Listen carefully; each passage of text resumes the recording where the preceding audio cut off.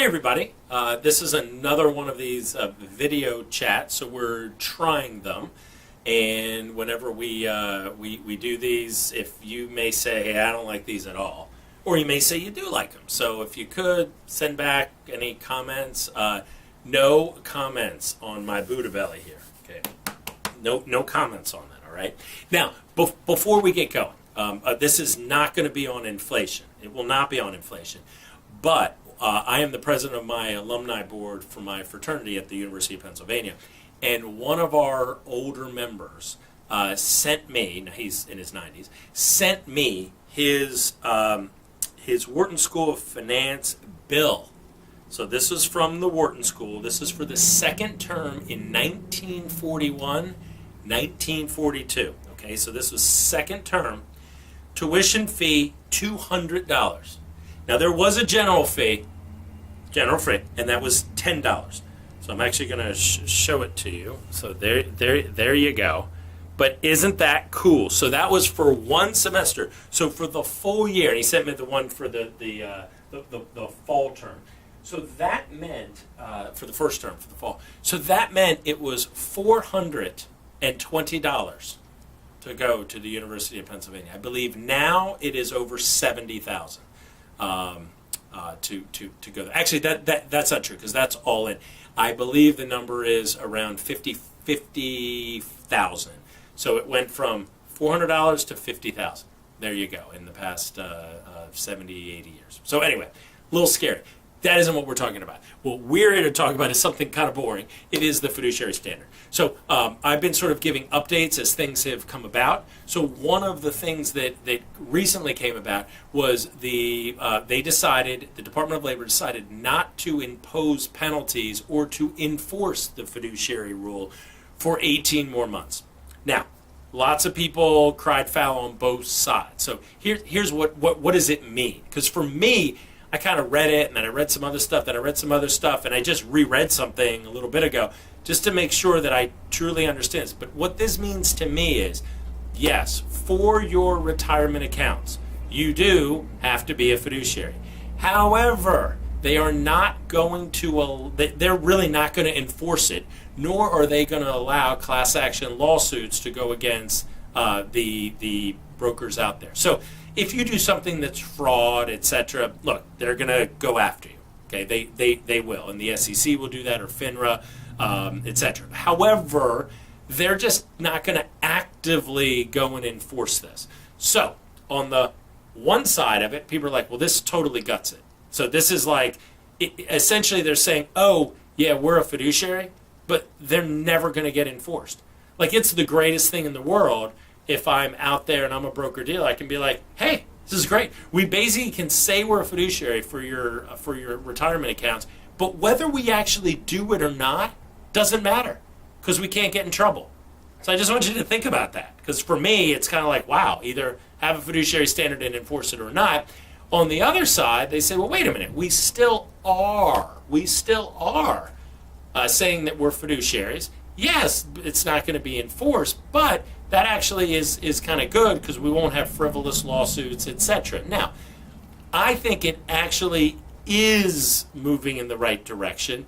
It's taking longer, but as I've always said in different calls and things, my two big problems with the fiduciary standard was, one, that it only handled retirement accounts. Meaning, if you're a taxable account, then you don't have to be a fiduciary. I think if you're going to be a fiduciary, you should be a fiduciary for everything. Or don't be a fiduciary for everything. But you can't say, well, I'm a fiduciary for this account, now I'm not. So I think it's pushing us in that direction. The other thing was having class action lawsuits. I know that there's issues in the arbitration world, and some people get upset about it, that they don't like it, but both sides get upset, which means the system's kind of working.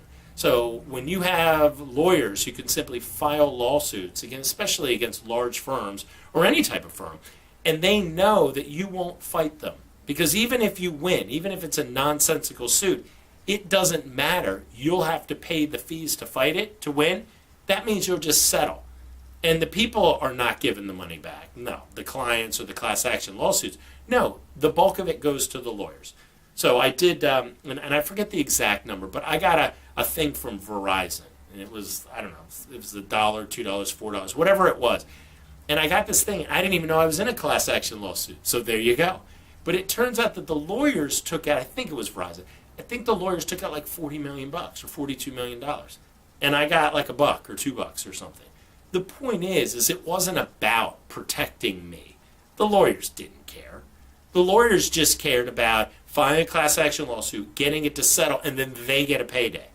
And I'm not against lawyers. It sounds like I am, but I'm not, because we actually need lawyers to be able to protect us. My thing is that I'm against kind of frivolous lawsuits. That's what frustrates me. And lawyers understand that if they were to file certain laws, especially against large companies, it's one of those things that the companies may actually settle. So I think we need lawyers to protect clients who have been wronged. I want that. I'm just not a huge fan of these large class action lawsuits and I wish a judge would just say, does this really benefit the clients, or are you just doing this to make money? And if that's it, then just say, you know what, we're not going to proceed with this. But if the firm actually did something wrong, they need to be held accountable. And when firms do that, you hold them accountable, and hopefully it'll deter other companies from doing bad things. So anyway, on the fiduciary standard, again, they are keeping that for retirement accounts, you are a fiduciary. So they are keeping that. They're just saying for 18 months they're not going to enforce it. So that means that you'll be able to say it, but you don't have to worry about getting in trouble. That's how I read it. However, if you're doing bad things, yeah, you're still going to get in trouble, because you're going to get in trouble over other statutes that are at the SEC or FINRA or through the Department of Labor. Now, when we come down to actually 18 months from now, so July 1st of 2019, what's going to happen? I don't know.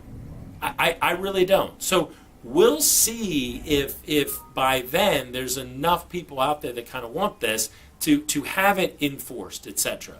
I actually think that we should enforce it, but we should enforce it with arbitration panels.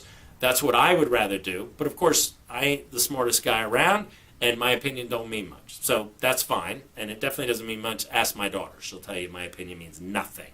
And that's fine. My son means nothing either, but at least he doesn't just roll his eyes at me. At least he just walks away.